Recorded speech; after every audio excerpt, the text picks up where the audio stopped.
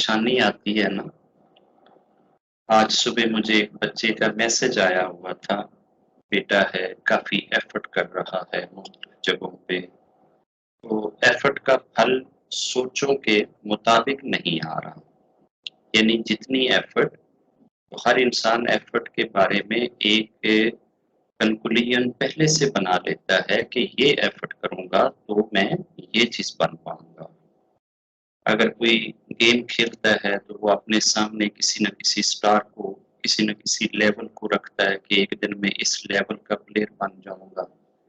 Politician होता है तो वो सोचता है एक दिन मैं एमएलए, एमपी बन जाऊँगा। डॉक्टरी की अगर कोई पढ़ाई करता है तो वो कहता है एक दिन मैं सारे एग्ज़ाम क्लियर करके अपने हॉस्पिटल में पहुँच जाऊँगा। तो हर इंसान एफर्ट्स को किसी न किसी रिज़ल्ट के साथ बाँधता है कि ये एफर्ट और ये मुझे रिज़ल्ट मिलेगा। रब इंसान को जब आज़माता है, तो वो हर तरह से आज़माता है। हमारे नज़दीक आज़माइश जो है ना, वो सिर्फ़ पैसे ना मिलने की है, कि शायद जब पैसे रब छीन लेता है ना, तो शायद इस तरह से रब आज़मा रहा है। इंसान को जितनी भी तरह की तकलीफ़ें आ सकती हैं, हर तकलीफ़ के रूप में रब आज़माएगा। बज़ दफ़ा आपकी मेहनतों को अकारत करके भी रब आज़माएगा। मेहनतों का फल ना देकर भी रब आज़माएगा। मगर रब क्या ज़ालिम है? क्या ज़्यादती करने वाला है? वो ज़्यादती नहीं, सिर्फ़ वक़्त का हेर-फेर होता है। वो किसी और जगह पे उसका फल ज़रूर देता है। और ऐसे भी नहीं है कि वो फल दे, तो बंदा फिर भी नाराज़ रहे कि नहीं जी ये फल तो थोड़ा है। वो फल इतना देगा, इतना देगा, इतना देगा, इतना देगा कि बंदा खुद मुँह से बोलेगा कि it is sufficient for me.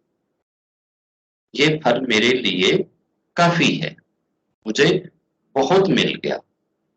तो हमारे यहाँ ये रवाज है, हमारे देश में कि जब कभी हमें दुःख घेर लेते हैं, कष्ट घेर लेते हैं, तकलीफ़ें घेर लेती हैं, तो हम चले जाते हैं एस्ट्रोलॉजरों के पास, पामिस्टरों के पास, न्यूमरोलॉजिस्टों के पास और भविष्य की जो एक प्रिडिक्शन देने वाले हैं, हम उनके पास चले जाते हैं। अब रब आज़मा रहा है और हम चले जाते हैं आज़माइश से भागकर इनके पास कि जी हमारे साथ ऐसा क्यों हो रहा? ये जो शब्द क्यों है ना, कि हमारे साथ ऐसा क्यों हो रहा है? इस क्यों का जवाब आपको ऑल ओवर द वर्ल्ड नहीं मिलेगा, कि हमारे साथ ऐसा क्यों हो रहा है। ये पूरी दुनिया में होता है। अगर कोई हमारे देश में कह दे कि जी आप फलां गुरु को नहीं मानते, इस वजह से आपके साथ ऐसा हो रहा है, तो वैसी ही ज़िंदगी किसी और बंदे की भी हो रही होएगी, किसी और को भी वैसा ही दुःख पहुँच रहा होगा जो अमेरिका में बैठा होएगा। अब उस बेचारे का क्या कसूर है जी, उसे वो दुःख क्यों आ रहा है? क्या उसे भी जाकर ये कहा जाएगा कि जी चूँकि तुम डुगरी वाले गुरु को नहीं मानते, इस वजह से तुम्हारे साथ ऐसा हो रहा है? तो अगर डुगरी वाला गुरु है कौन? किधर रहता है? वो करता क्या है? वो तो आगे से 70 सवाल खड़े कर देगा। तो इस क्यों का एक ही जवाब है, हर इंसान उसको जिस तरह का भी कोई कष्ट या तकलीफ या दर्द या मुसीबत आ रही है, उस कष्ट, दर्द, दुःख, तकलीफ, मुसीबत के पीछे 2 ही चीज़ें हो सकती हैं, रब की आज़माइश बगैर किसी पाप के या रब की आज़माइश किसी पाप की सज़ा के तौर है, दोनों सूरतों में आज़माइश। किसी पाप की वजह से भी आपको रब पनिश करता है, उस पाप की सज़ा भी देता है और उस सज़ा में भी आपको आज़माता है और बगैर किसी पाप के भी रब आपको आज़माता है। हमारे यहाँ बगैर किसी पाप के आज़माइश की फिलॉसफी नहीं है। ये कंसेप्ट ही नहीं है कि किसी इंसान को बगैर किसी पाप के, बगैर किसी दोष के, बगैर किसी खता के, बगैर किसी मिस्टेक के, बगैर किसी गलती के कष्ट आया क्यों? हम वो आया क्यों है कि जस्टिफिकेशन लेने के लिए जाते हैं इन सारों के पास, और ये फिर हम जब हमें ये जस्टिफिकेशन देते हैं तो ये कहते हैं कि जी आपने पिछले जन्म में ऐसा किया था। अब चूंकि ना कोई पिछला जन्म ला सके, ना कोई पिछला जन्म दिखला सके, ना कुछ ऐसा कर सके, आसान सा एक तरीका है, जैसा उसके साथ हो रहा हो वैसा ही बोल दिया जाए कि जी पिछले जन्म में आपने ऐसा किसी के साथ किया होगा। अगर पिछले जन्म में वैसी ही चोट किसी को आनी है तो मैं ये समझकर हैरान हूं कि आज तो अगर किसी को कोई कहे कि यार मेरी फला बंदे ने ना न्यूड वीडियो बना के ना तो वो वर्तमान में चला दी और मुझे सोशली बहुत बदनाम कर दी। अब ये न्यूड वीडियो तुम्हारी, नंगी वीडियो तुम्हारी बना के किसी ने अगर डाल दी है फेसबुक पे, यूट्यूब पे, कहीं भी चैनल पे, तो ये बंदा आज से 100 साल पहले आया जब ये यूट्यूब पे वीडियो वाला कंसेप्ट ही नहीं था।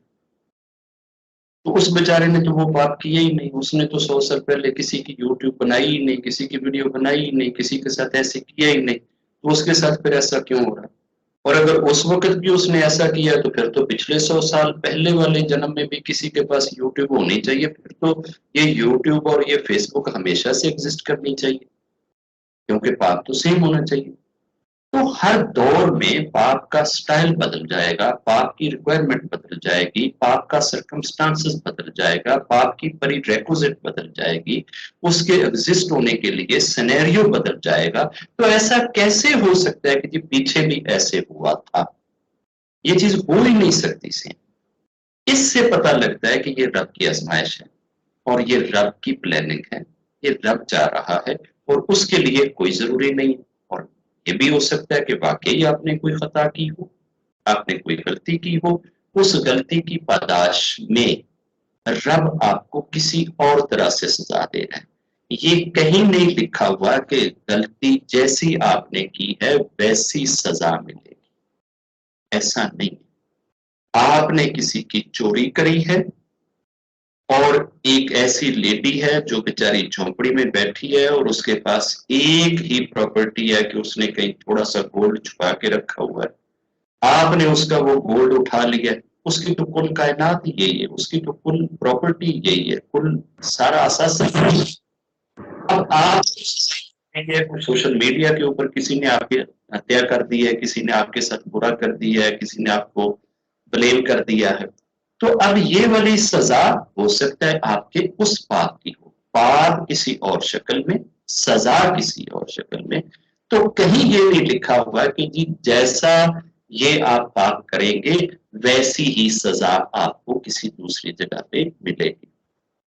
बच्चियों को बोल दिया जाता है पिछले जन्म में तुमने 40 बंदों का दिल तोड़ा था, उनको आपने बड़ा सताया था, लिहाजा अब 40 दफा आपका रिश्ता आएगा और वो आपका टूटेगा और आपका रिश्ता सिरे नहीं चढ़ेगा। अजीब बात। तो मेरी जान, रब जब आजमाता है तो रब एक चीज अपनी आजमाइश को चेंज करने के लिए दुनिया में वाफर मिकदार में फेंकता है, बे इंतहा फेंकता है। और वो क्या फेंकता है? आजमाइश एक है और दुनिया में जबानें हजारों। जब तुम किसी आजमाइश में हो, किसी कष्ट में हो, किसी दुख में हो, किसी तकलीफ में हो, किसी मुसीबत में हो, अपने सारे यारों, सज्जनों और मित्रों को लगातार अपने लिए प्रे की विनती करो, दुआ की विनती करो, और कोई पता नहीं कि किसकी दुआ से आपका वो बैरियर टूट जाए, आपकी वो मुसीबत दूर हो जाए, आपका वो कष्ट जो है वो चला जाए। और फिर भी अगर लाखों बंदों की दुआ में से भी गुजर कर अगर आपका कष्ट नहीं टूट रहा, आपका दर्द नहीं टूट रहा, आपकी मुसीबत नहीं जा रही, आपकी आजमाइश नहीं जा रही, तो फिर याद रखो कि इन सारी दुआ करने वालों की हमदर्दी से ज्यादा हमदर्दी रखने वाला रब अभी भी आपको उसी चीज में रख रहा है तो इसका मतलब है कि planning is more super, more fast और मोर फार है। कोई प्लानिंग और बहुत बड़ी है जो सबसे बड़े मेहरबान की प्लानिंग, वो आपको उस भट्टी में और रखना चाहता है, वो आपको और प्योर गोल्ड बनाना चाहता है, और ऊंचे ग्रेड पे ले जाना चाहता है, और ऊंचे दर्जे पे ले जाना चाहता है।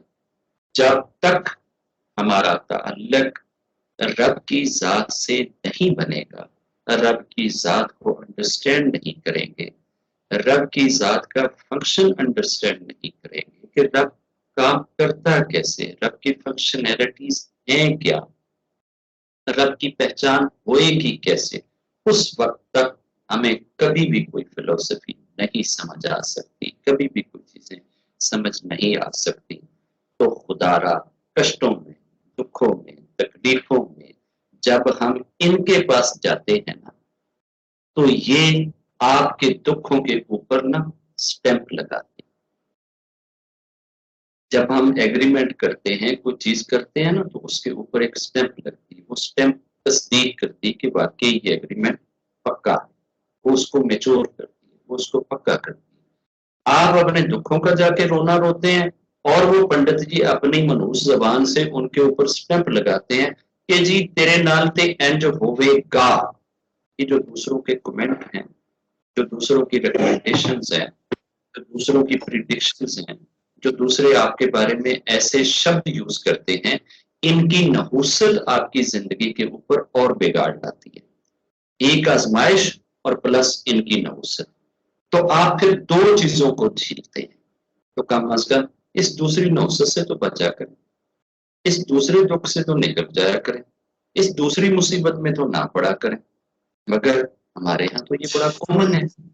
एक बंदा एक दर्द में 70 एस्ट्रोलॉजरों से जब ये कंफर्मेशन ले चुका है, उनसे स्टैंप लगवा चुका है, और 70 एस्ट्रोलॉजर सेम ही बात बोल चुके हैं, तो अब तू आ गया दुआएं लेने के लिए। 70 जगह से तो तूने स्टैंप पे लगवा दी, तो स्टैंप पे ना लगवा ना, स्टैंप लगवाने से पहले 70 जबानों से दुआ ले लेना। तो क्या कभी किसी एस्ट्रोलॉजर ने ये कहा है तू मेरे पास आया है, तेरे भविष्य के बारे में मुझे बड़ी फिक्र है, मैं तेरे लिए दुआ करता हूँ? कभी ऐसा हो तो मुझे बताइएगा कि जी मैं फलां एस्ट्रोलॉजर के पास गया था, उसने मुझे आगे से ये कहा कि तेरे भविष्य में बहुत दिखते हैं, मैं तेरे लिए दुआ करता हूँ। मुझे बताइएगा कि कभी आप किसी न्यूमरोलॉजिस्ट के पास गए हों और न्यूमरोलॉजिस्ट ये कहे कि आपके भविष्य में काफी प्रॉब्लम्स हैं, मगर मैं आपके लिए दुआ करता हूँ। कभी कोई पामिस्ट आपको हाथ देख के ये बताए कि आपके हाथ की लाइनों में काफी प्रॉब्लम्स हैं, तो मैं आपके लिए दुआ करता हूँ। ये दुआ का कंसेप्ट नहीं जानता। क्यों कि दुआ और रब ये एक साथ है। रब से आपको क्या चीज जोड़ती है? दुआ। और दुआ किससे की जाती है? रब से। जब ये रब बताएंगे तो दुआ बतानी पड़ेगी, जब ये दुआ बताएंगे तो रब बताना पड़ेगा। ना वो दुआ बताना चाहते हैं, ना वो रब बताना चाहते हैं। तो कभी भी कोई पामिस्ट, कभी भी कोई एस्ट्रोलॉजर, कभी भी कोई न्यूमरोलॉजिस्ट आपको ये शब्द नहीं कहता कि मैं आपके लिए दुआ करूं। वो क्या कहता है? मैं आपके लिए उपाय करूं, मैं आपके लिए उपाय करूं। उपाय क्या है? अच्छा ये आपके लिए प्रॉब्लम है ना, तो आप जो ना 5 जो है ना वो अंडे ले लें, व्हाइट वाले, उनको आप एक साइड से तोड़ें, उसमें से सारा मवाद बाहर निकालें, फिर उसमें से जर्दी को सेपरेट कर दें। वो जो सफेदी है, उस सफेदी को आपने 5 काले चूहों को डालना है, और फिर उस जो अंडा है उसके अंदर आपने जनाब जो है वो जी फलां शक्कर डालनी है। फिर उस अंडे को आपने वो चींटियों के जो है ना वो बिल के ऊपर रखना है। तो इससे क्या हो जाएगा? ये तेरे हाथ की लाइन बदल जाएगी, ये तेरे भविष्य का फलां चीज सीधा हो जाएगा, ये तेरा फलां काम ऐसे हो जाएगा। ऐसे कख भी नहीं होता। इस मौके पे सैटन को एक चांस मिल जाता है कि इधर से इसको आजमाया जा रहा है, और आजमाइश, आजमाइश में सफलता का टूल होता है फेथ, विश्वास, यकीन। और आपका यकीन ही तो आजमाइश में चेक होता है। और आजमाइश के अंदर क्या चीज होती है जिसको रब चेक कर रहे हैं? आपके फेथ को चेक कर रहे हैं। अब फेथ को डावाडोल करने के लिए सैटन ऐसे मौके से फायदा उठाता है और वो फौरन देखता है कि जी इस बंदे नु ए उपाय दसिया गया है, तो मैं चाहता हूं जल्दी से इसका वो चूहे की वो जनाब डालने से पहले पहले, बिल के ऊपर अंडा फेंकने से पहले पहले इसकी चीजें वक्ती तौर पर इसकी नजर में ठीक कर दो, ये चीजें सारी सीधी कर दो, ताकि इसका ये विश्वास बन जाए कि वाकई मैंने ये उपाय किया और ये ऐसे हो गया। और जब उस उपाय से आपकी वो चीज हो गई तो आपका विश्वास बन गया, आपका बिलीफ बन गया, आपका यकीन बन गया कि जी ये काम अंडों ने किया है, ये काम फला एस्ट्रोलॉजर ने किया है, फला न्यूमरोलॉजिस्ट ने किया है। फिर आप उस एस्ट्रोलॉजर और न्यूमरोलॉजिस्ट को उसकी फीस भी देते हैं, कीमत भी देते हैं, पैसे भी देते हैं, धन भी देते हैं और अपना फेथ भी देते हैं। एक पत्ते की मूवमेंट भी रब के इज़्न के बगैर, रब की मर्जी के बगैर नहीं होती। ये एस्ट्रोलॉजर, ये पामेस्ट, ये न्यूमरोलॉजिस्ट कोई रब के काम में जबरदस्ती नहीं कर रहे, रब इनको अलाउ करता है। रब इनको कहता है तुम्हें खुली छूट है, तुमने जो चीज करना है करो, एक दिन आना तो मेरे पास है ना, जब आओगे तो मैं हिसाब। रब इन चीजों को होने देता है ताकि वो बंदे के विश्वास को, बंदे के यकीन को चेक कर सके कि क्या बंदे